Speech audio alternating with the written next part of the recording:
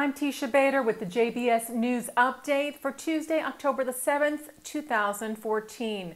Ynet reports that Hezbollah has claimed responsibility for an explosion today in the Golan Heights that injured 2 IDF soldiers. According to Hezbollah-run TV station Al-Manar, the explosives were planted by a cell named after the Lebanese terror group's member Hassan Ali Haidar. As you may have seen on IBA News, the 2 soldiers were wounded when an explosive device went off near an IDF outpost in Har Dov in the Golan Heights near Israel's border with Lebanon. The IDF said the bomb intentionally targeted the soldiers during activity along the border. Ynet reports that one of the soldiers was moderately injured, the second lightly injured in the blast. Both were evacuated by helicopter to the hospital. A second blast was reported at the same outpost less than an hour later, that one not causing any injury or damage. The IDF reportedly returned fire at Hezbollah targets in southern Lebanon and released a statement saying the IDF sees this incident as a gross and violent violation of Israeli sovereignty and sees the Lebanese government and Hezbollah as responsible for any attempt to harm Israeli soldiers or civilians, adding the IDF reserves the right to act in any way and at any time to defend the citizens of the State of Israel. The White House today responded to remarks made by Israeli Prime Minister Benjamin Netanyahu regarding U.S. criticism at Israel. As we reported to you yesterday, Netanyahu, appearing on Face the Nation Sunday night, said he was baffled by recent U.S. criticism towards Israel on its announced housing construction in southern and East Jerusalem, saying it was against American values. At his daily press briefing today, White House spokesman Josh Earnest said it seemed odd for Netanyahu to try to, quote, defend the actions of his government by saying our response did not reflect American values. Earnest said U.S. policy has not changed under several administrations, Democratic and Republican, in opposing, quote, any unilateral actions that attempt to prejudge final status issues, including the status of Jerusalem. Earnest said those issues can only be decided on through direct negotiations between Israel and the Palestinians.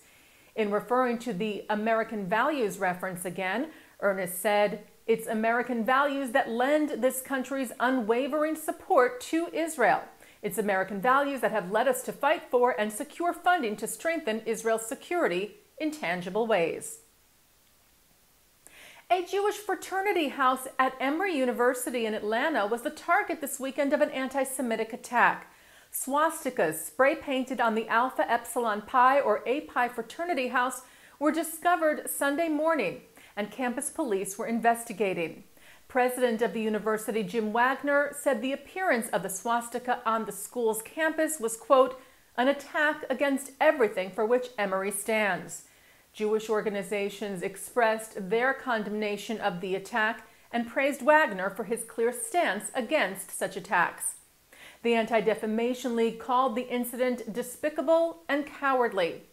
The leaders of the Conference of Presidents of Major American Jewish Organizations, Chairman Robert Sugarman and Executive Vice Chairman Malcolm Hoenlein, said this outrageous incident should be a further warning to all academic institutions to take preemptive steps to assure the physical security of students, making clear the penalties for those who violate the rights of others, and acting to ensure that any manifestation of intolerance will bear consequences.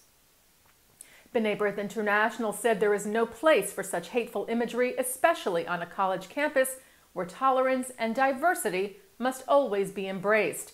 And President of the Union for Reform Judaism, Rabbi Rick Jacobs, said this heinous act, committed just hours after the conclusion of Yom Kippur, is not only an affront to this Jewish fraternity, Jewish students at Emory, and the Jewish people, but to all who value a free and open society. Longtime leader of the American Jewish Joint Distribution Committee, Ralph Goldman, passed away today at the age of 100. Goldman was born in what is now Ukraine. He immigrated with his family to the United States as a boy, where he later went to Harvard University. In the late 1930s, Goldman went to Israel and was part of the establishment of Kibbutz Hanita in the Galilee. He also served under David Ben-Gurion as Israel's envoy to the U.S., and he was later also very involved in the Limud FSU conferences. Goldman led the joint from 1976 to 1988 and remained its honorary vice president for many years. Former President of Israel Shimon Peres recently paid tribute to Goldman, who was a personal friend, at the joint centennial this year, where Peres said, "They say a person has to decide what to be and what to do. What to be comes from nature, what to do comes from vision." And Ralph had a rare combination of the two. JDC Israel CEO Yossi Tamir said today JDC Israel lost a leader whose contribution to the Jewish people, to the JDC, and to the state of Israel is immeasurable. Goldman died this morning at his home in Jerusalem.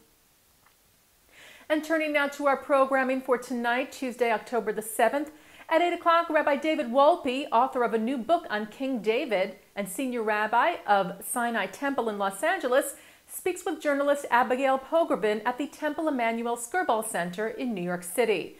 And then at 9 on L'Chaim, Mark Golub sits down with the father of a child killed during the Merkaz Harav massacre in Jerusalem in 2008, Naftali Moses, to talk about his loss and his book, Mourning Under Glass.